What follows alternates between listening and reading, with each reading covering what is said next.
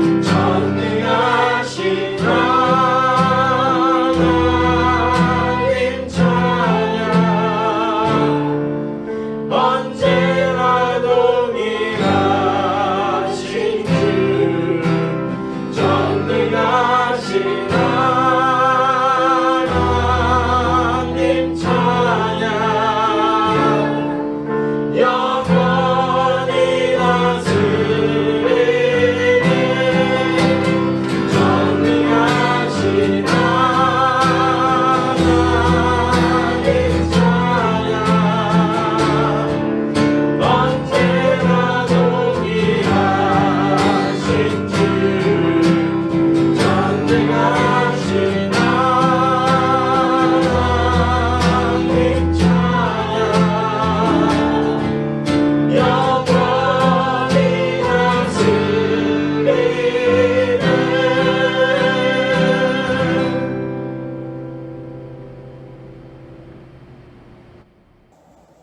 오늘 우리에게 주시는 하나님의 말씀은 구약에 있는 열왕기상 16장 1절에서 7절까지입니다. 제가 봉독하겠습니다. 여호와의 말씀이 하나니의 아들 예후에게 임하여 바사를 꾸짖어 이르시되 내가 너를 티끌에서 들어 내 백성 이스라엘 위에 주권자가 되게 하였거늘 네가 여로보암의 길로 행하며 내 백성 이스라엘에게 범죄하게 하여 그들의 죄로 나를 노엽게 하였은즉 내가 너 바사와 네 집을 쓸어버려 네 집이 느밧의 아들 여로보암의 집같이 되게 하리니 바사에게 속한 자가 성읍에서 죽은즉 개가 먹고 그에게 속한 자가 들에서 죽은즉 공중의 새가 먹으리라 하셨더라. 바사의 남은 사적과 행한 모든 일과 권세는 이스라엘 왕 역대 지략에 기록되지 아니하였느냐. 바사가 그의 조상들과 함께 잠에 디르사에 장사되고 그의 아들 엘라가 대신하여 왕이 되니라. 여호와의 말씀이 하나니의 아들 선지자 예후에게도 임하사 바사와 그의 집을 꾸짖으심은 그가 여로보암의 집과 같이 여호와 보시기에 모든 악을 행하며 그의 손의 행위로 여호와를 노엽게 하였음이며 또 그의 집을 쳤음이더라. 아멘. 기도하겠습니다. 사랑의 아버지 하나님 감사합니다. 오늘도 저에게 귀하고 복된 날을 허락하셔서 이렇게 주님 앞에 나와 오늘도 예배드리며 또 이 시간 함께 말씀을 들을 수 있도록 허락하신 은혜를 감사합니다. 주님, 오늘도 저에게 주시는 말씀 잘 듣고 마음에 새기고 오늘도 그 말씀에 따라 살아갈 수 있는 믿음의 귀한 성도들 될 수 있도록 주님 인도하여 주시옵소서. 예수 그리스도의 이름으로 기도하옵나이다. 아멘. 사랑하는 성도 여러분, 지난 한 주간 주님의 말씀 기억하시고 또 주님의 은혜 가운데 여러분들 거하셨습니까? 우리가 하루하루 살아갈 때에 우리의 본분 하나님의 성도임을 잊지 않고 말씀에 순종하며 나아가는 저와 여러분들이 되시기를 간절히 부탁을 드립니다. 자, 지난주의 말씀을 잠깐 뒤돌아보면 나답을 죽이고 이스라엘의 세 번째 왕이 된 바사는 기존의 왕들처럼 여호와 보시기에 악을 행했습니다. 그래서 하나님은 바사에게 예후 선지자를 보냈고 또 그를 통해서 그의 가문이 여로보암의 가문처럼 될 것이라고 말씀하셨습니다. 자, 이때 바사에게 필요한 것은 자기의 죄를 회개하고 하나님께 나아가는 것인데 그는 그렇게 하지 않았습니다. 그는 자기의 힘과 노력으로 이스라엘 왕이 되었다고 생각했습니다.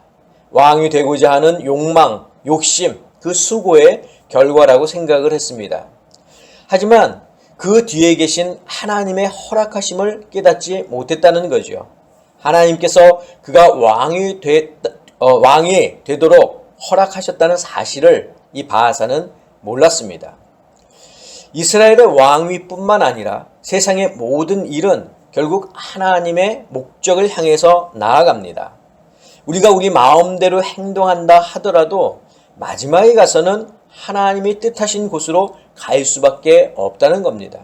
그렇기 때문에 우리는 항상 하나님 앞에서 겸손해야 하며 내게 주어진 환경 속에서 하나님의 뜻을 헤아릴 수 있어야 합니다. 자, 반면 예후 선지자는 달랐습니다. 그는 남유다 출신의 선지자였지만 하나님의 말씀에 순종해서 자신의 생명이 위협을 받을 수 있는 상황임에도 불구하고 북이스라엘의 왕 바사를 찾아가서 그를 꾸짖었습니다. 목숨을 잃을 수 있는 위험천만한 일이라 순종하지 않을 수도 있었지만 그는 순종했습니다.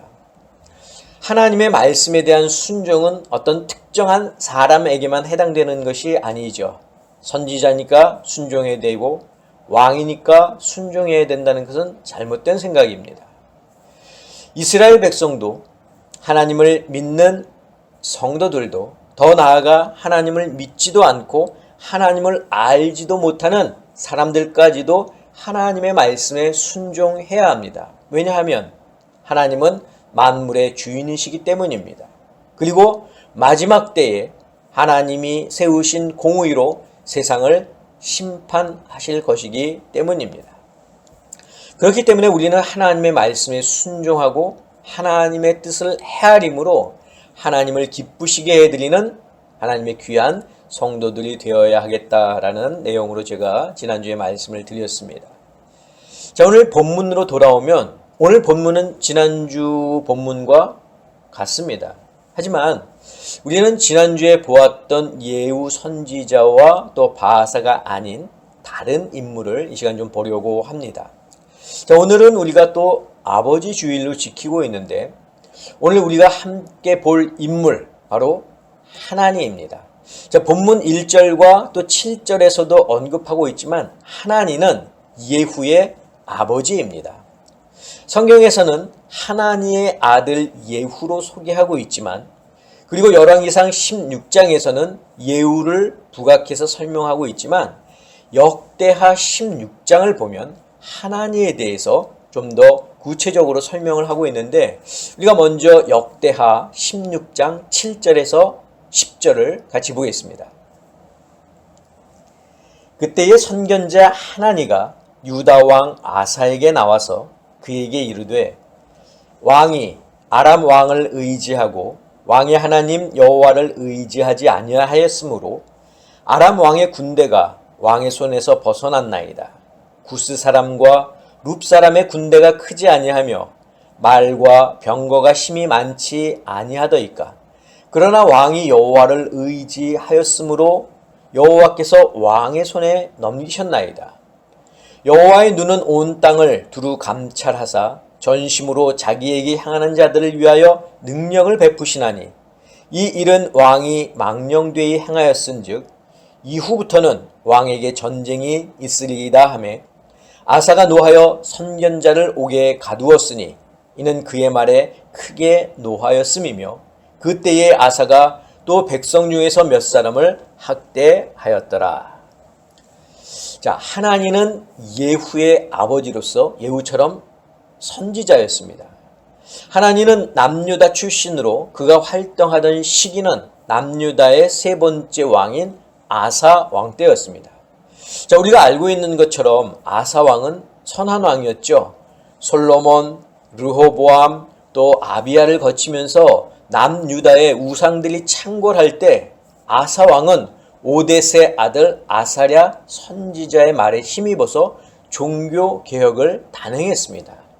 할머니인 마아가가 아세라 목상을 만들었다고 해서 태우의 자리에서 물러나게 한 일은 우리가 일전에 설교를 통해서 들었습니다. 자, 그랬던 그가 북이스라엘의 왕 바하사가 유다를 치러 왔을 때 하나님을 의지하지 않고 아람 왕 벤하닷에게 은금을 내어주며 바하사를 쫓아달라고 했습니다. 바로 선지자 하나니가 이 일을 지적했고 아사 왕은 그 말에 크게 노하며 하나니를 옥에 가두었습니다. 자, 우리는 오늘 예후의 아버지이자 아사 왕의 잘못을 지적해서 옥에 갇힌 선지자 이 하나니에 대해서 좀 살펴보려고 합니다. 앞에서도 말씀을 드렸지만 하나니는 예후의 아버지입니다. 그리고 선지자입니다. 이 사실만 놓고 봤을 때 예후가 선지자가 된 것은 아버지의 영향이 있었다라고 할 수 있습니다. 일반적으로 아들은 아버지의 업을 이어받는 경우가 많습니다. 예수님도 처음에는 아버지 요셉의 업을 이어서 목수였습니다. 그리고 후에는 하나님의 뜻을 행하셨죠. 물론 선지자는 하나님의 부르심이 있어야 한다는 특수성이 있지만 아버지 하나님의 영향을 받지 않았다고 말할 수는 없습니다. 여러분, 이것이 의미하는 바가 무엇이겠습니까? 자녀는 아버지의 영향을 받는다는 거죠. 제가 아버지라고 말씀을 드렸지만 오늘이 아버지 주일이라 그렇게 말씀드리는 것이지 말씀을 듣는 어머니들도 여기에 해당된다고 하는 사실을 기억하시기를 바랍니다. 자, 그런데 이 아버지가 자녀에게 자기의 뜻과 생각을 강요하는 경우가 참 많죠. 인생을 살아온 경험이 많기 때문에 자녀가 실수하거나 방황하지 않고 바른 길로 갈 수 있도록 조언을 해준다는 의미겠지만 자녀의 생각과 또 자녀의 입장을 고려하지 않을 때가 많습니다. 그러나 아버지는 권위를 내세워 자녀를 가르치려 하고 자기의 뜻에 따라서 자녀를 양육하려고 합니다. 자, 그렇다면 아버지의 권위는 무엇일까요? 우리는 지난 2주간에 걸쳐서 하나님께 대한 순종과 관계된 말씀을 들었습니다.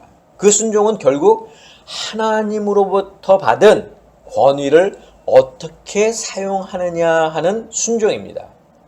자, 이스라엘의 왕은 하나님께서 임명하신 하나님의 대리 통치자입니다. 이스라엘의 왕은 하나님이시지만 인간이 하나님께 권위를 위임받아 하나님의 뜻에 따라 나라를 통치하고 백성들을 다스려야 합니다. 그래서 하나님은 왕이 그 권위가 하나님께로부터 왔음을 기억하게 하시려고 계명과 율법을 주셨습니다. 자, 아담과 하와도 마찬가지입니다. 하나님은 세상을 창조하시고 아담과 하와에게 세상을 다스리고 정복하라고 말씀하시면서 세상을 다스릴 권위를 주셨습니다. 하지만 여전히 세상의 주인은 하나님이시고 그 권위가 하나님께로부터 왔음을 기억하게 하시려고 선과 악을 알게 하는 나무의 실과를 먹지 말라고 말씀하셨습니다. 아버지의 권위, 부모의 권위 마찬가지입니다.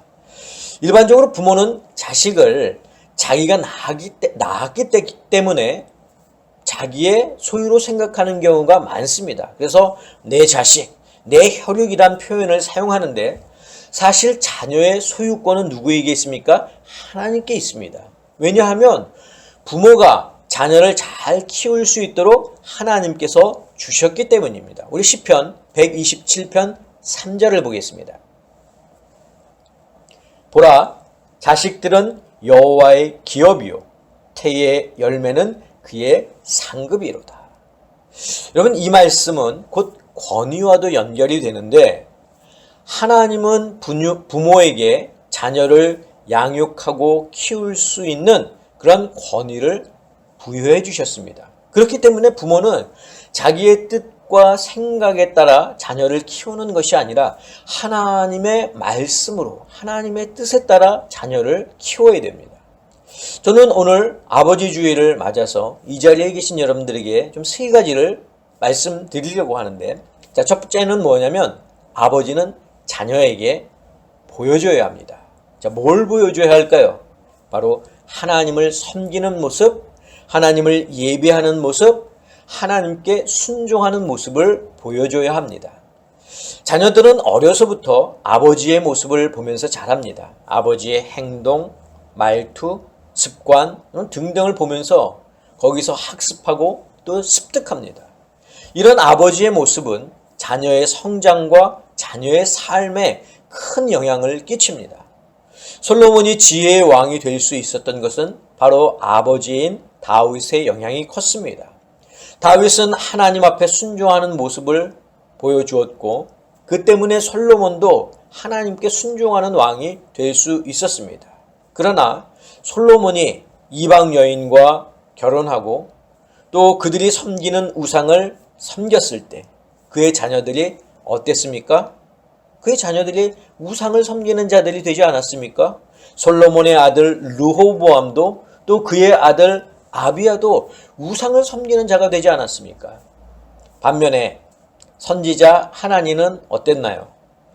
아사 왕이 하나님을 의지하지 않고 아람 왕을 의지했을 때 그를 꾸짖고 옥에 갇혔습니다. 왕 앞에서도 두려워하지 않고 담대하게 하나님의 말씀을 전했습니다. 자, 이 모습을 우리는 선지자 예후에게서도 찾아볼 수 있지 않았습니까? 지난주 말씀 여러분들 기억하실 겁니다. 예후는 남유다 출신의 선지자지만 죽음을 두려워하지 않고 북이스라엘의 왕 바하사에게 나아가 하나님의 말씀을 전했습니다.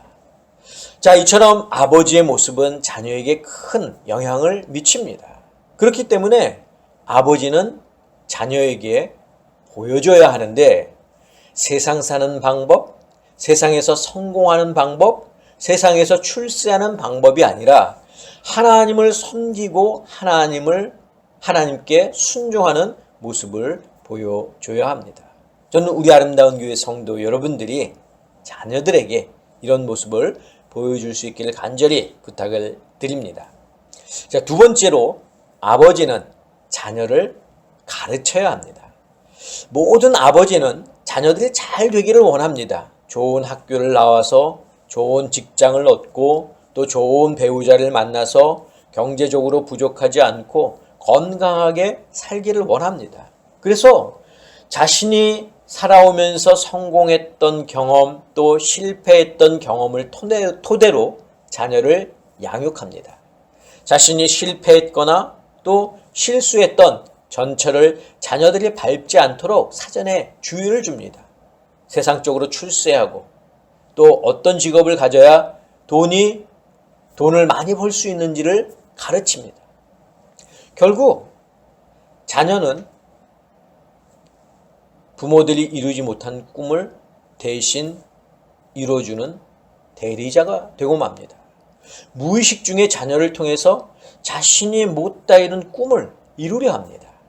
그러나 성도 여러분, 앞에서도 말씀을 드렸지만 자녀는 나의 소유가 아니라 하나님의 소유인 것을 기억하시기를 바랍니다. 자, 그래서 사도 바울은 에베소서 6장 4절에 이렇게 말씀하고 있습니다. 또 아비들아 너희 자녀를 노엽게 하지 말고 오직 주의 교훈과 훈계로 양육하라. 자녀를 향한 아버지의 권위나 아버지의 사랑은 세상적인 방법이 아닌 바로 하나님의 말씀으로 나타나야 합니다. 자녀가 잘 되기를 원하십니까? 주의 교훈과 훈계로 양육하시기를 바랍니다. 하나님의 말씀으로 자녀를 가르치시기를 간절히 축원합니다. 셋째로 아버지는 자녀를 위해서 기도해야 합니다. 여러분, 기도만큼 큰 영향을 끼치는 것은 없습니다. 정말 자녀를 위한다면 자녀를 위해서 기도하실 수 있기를 바랍니다. 하지만 자녀를 위한 기도는 단시간이 아니라 꾸준히 계속해서 해야 합니다. 지속적으로 평생을 해야 하는 기도입니다. 왜냐하면 하나님이 나에게 위탁한 하나님의 자녀이기 때문에 그렇습니다. 이는 어쩌면 우리에게 맡기신 달란트와도 같습니다.